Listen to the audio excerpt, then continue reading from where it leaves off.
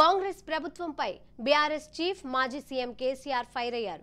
కాంగ్రెస్ ప్రభుత్వానికి రాజకీయాలు చేయడానికి తీరిక ఉంది కానీ రైతు బంధు వేయడానికి తీరిక లేదా అని ఫైర్ అయ్యారు. కొత్తగా ఏర్పడ్డ ప్రభుత్వం సెట్ కావాలని కాస్త సమయం ఇచ్చామని, 4 నెలలైంది కాబట్టి ప్రశ్నిస్తున్నామని అన్నారు. రాజకీయాలకు సమయం ఉంది కానీ ప్రజల సమస్యలు పట్టించుకోరా అని ఆగ్రహం వ్యక్తం చేశారు. రాష్ట్రంలో నెలకొన్న నీటి, విద్యుత్ సమస్యకు కారణం ఎవరని ప్రశ్నించారు. ఇక దేశంలోనే నంబర్ 1 గా ఉన్న తెలంగాణ రాష్ట్రానికి కాంగ్రెస్ అధికారంలోకి వచ్చిన ఇంత తక్కువ కాలంలోనే ఈ దుస్థితి రావటం ఏంటని ప్రశ్నించారు. కరెంటును వాడుకోవడానికి తెలియలేదు, ఉన్న మిషన్ భగీరథ వాడుకునే తెలియలేదు. అద్భుతంగా వచ్చినటువంటి హైదరాబాద్ నీళ్లు మళ్ళా ఇలా వాటర్ బిల్స్ వస్తూ ఉన్నాయి.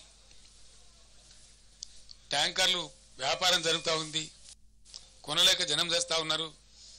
మళ్ళా జనరేటర్లు, ఇన్వర్టర్లు, కన్వర్టర్లు వస్తూ ఉన్నాయి. మళ్ళా స్టెబిలైజర్లు కొనుక్కునే పరిస్థితి వస్తూ ఉంది. ఇంత అద్భుతమైన పవర్ సిస్టమ్ ఎందుకు ఫెయిల్ అవుతా ఉంది రాష్ట్రంలో?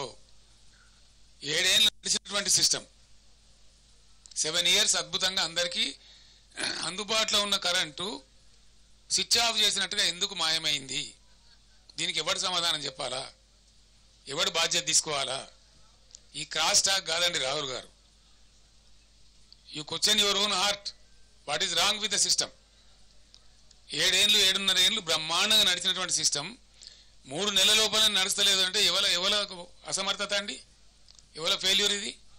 100కు 100% నేను ఆరోపిస్తున్నా ఇప్పుడు ఉన్నటువంటి అసమర్థ, అవివేక, తెలివి తక్కువ కాంగ్రెస్ పార్టీ యొక్క అసమర్థత, మరేం కాదు. వాళ్ళకి వాడుకోవస్తలేదు, వాళ్ళకి తెలివి లేదు పాపం.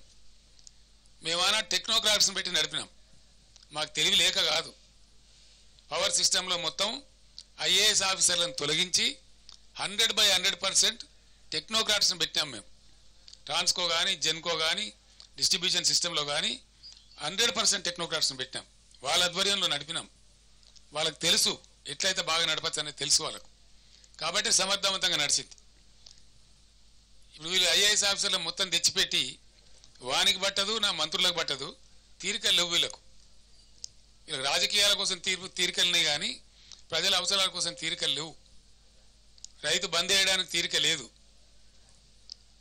మేము రైతు బంద్ వేస్తే వారం 10 రోజుల్లో వేసేవాళ్ళం, within 10 days in all the stitches. మొదలు పెట్టినామంటే 10 days, మ్యాక్సిమం ఎప్పుడైనా 12 days అందరు రైతులకు పడిపోయేది. ఇప్పుడు వీళ్ళు అనుమానాలు కలిగించి 5 ఎకరాలకు ఇస్తామని, 3 ఎకరాలకు ఇస్తామని, 7 ఎకరాలకు ఇస్తామని ఇందులో పెద్ద విజయం సాధించినట్టు, తోకమట కథ చేసినట్టు, అదేదో గొప్ప డంబాసారం అన్నట్టు, అదేదో వేస్ట్ పథకం అన్నట్టు.